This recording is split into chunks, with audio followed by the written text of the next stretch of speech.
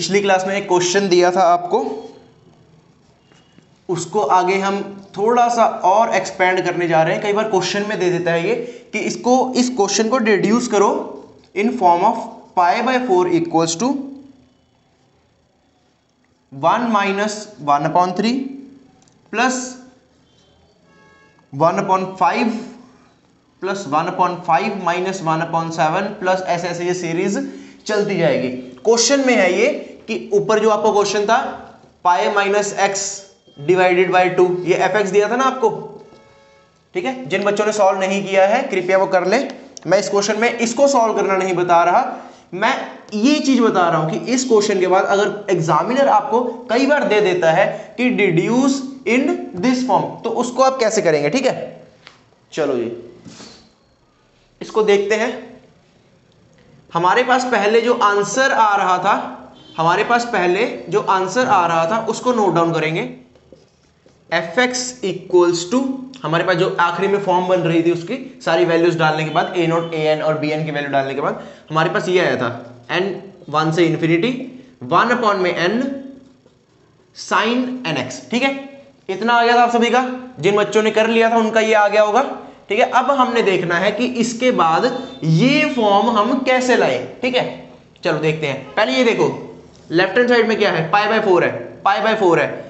इस केस में left hand side में क्या है, इस केस में लेफ्ट हैंड साइड में क्या है, ये है जी, ये देखो ऐसे लिख सकता हूं मैं इसको, ऐसे लिख सकता हूं, बहुत बढ़िया, ठीक है। लेफ्ट हैंड साइड में ये है, हमें क्या चाहिए, π/4 चाहिए। हमें देखना है कि इस साइड में मैं ऐसा क्या डालूं, x की वैल्यू ऐसी क्या डालूं जिससे मेरे पास क्या आ जाए, π/4 आ जाए होल, ठीक है। मतलब मैंने क्या कहा, पाई माइनस एक्स अपॉन में 2 में मैं x की वैल्यू ऐसी क्या डालूं कि मेरे पास इस सारे को सॉल्व करने के बाद क्या आ जाए, π/4 आ जाए, ठीक है, क्योंकि हमें π/4 चाहिए। चलो देखते हैं। अगर मैं x की वैल्यू पाई डालता हूं तो ये क्या हो जाएगा, पाई माइनस पाई अपॉन में 2, ये तो 0 हो गया, ये तो 0 हो गया, ठीक है। अगर मैं x की वैल्यू π/2 डालता हूं, ठीक है, तो ये हो जाएगा पाई माइनस π/2 डिवाइडेड बाई 2, ये पाई माइनस π/2 हो जाएगा π/2 डिवाइडेड बाई 2 मतलब इंटू में 2, π/4 आ गया, आ गया, आ गया। ये देखो मतलब कि x की वैल्यू अगर मैं π/2 डालता हूं तो मेरे पास जो डिजायर्ड लेफ्ट हैंड साइड को बोल रहा है एग्जामिनर वो आ रही है।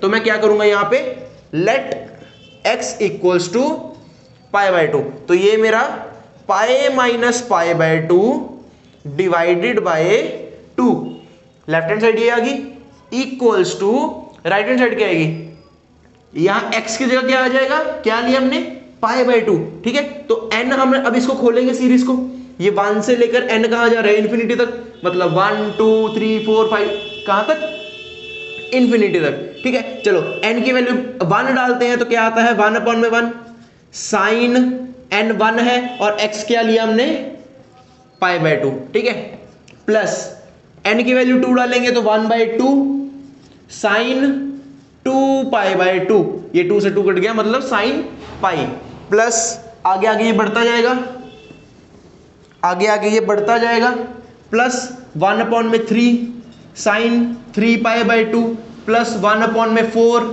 साइन 4π/2, ये 2π हो जाएगा, ठीक है, प्लस ये आगे आगे इंफिनिटी तक जाता रहेगा, ठीक है। इसको सॉल्व करो, इसको एज इट इज रहने दो, इसको एज इट इज रहने दो, ठीक है। π/4 भी लिख सकते हो, चलो π/4 ही लिख दो, लिख दो यार कोई बात नहीं, लिख दो, ये लो, ठीक है। चलो अब इसको सॉल्व करते हैं। साइन π/2 मतलब साइन 90 कितना होता है, 1 होता है, तो यहां से 1 आ गया, plus 1/2 sine pi, sine pi कितना होता है, 0 होता है, तो ये पूरी टर्म क्या हो गई, 0 हो गई। फिर से आपको बता रहा हूं साइन n पाई हमारे पास 0 होता है, ठीक है। चलो ये 0 हो गई, आगे क्या है, 1/3 साइन 3π/2, साइन 3π/2 क्या है, -1 होता है, ठीक है। तो मतलब कि क्या हो गया, ये प्लस की जगह क्या आ जाएगा, -1/3, ठीक है।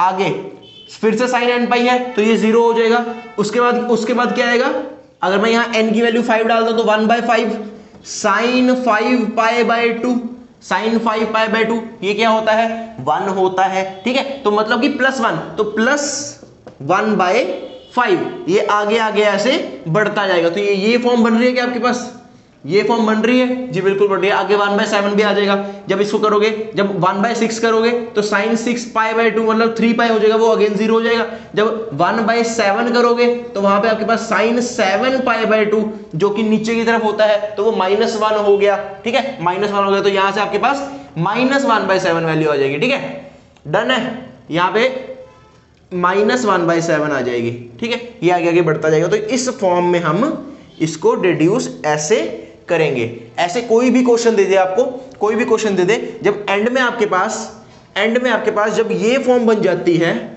जब ये फॉर्म बन जाती है तो आपने क्या देखना है कि left hand side if fx की जगह मैंने क्या डाल दिया, क्वेश्चन डाल दिया। हमेशा ऐसे करना है, fx की जगह आपने क्वेश्चन डालना है, फिर देखना है कि x की वैल्यू में ऐसी क्या डालूं कि जो क्वेश्चन में रिड्यूस दे रखा है उसकी लेफ्ट हैंड साइड इसके इक्वल हो जाए। जब वो इक्वल होगी तो मतलब x की वैल्यू हम राइट हैंड साइड भी डालेंगे, पर वहां पे n की वैल्यू डालेंगे 1 2 3 4 5 6, उसके हिसाब से आपके पास जो रिड्यूस वाली इक्वेशन है वो इजीली आ जाती है, ठीक है जी।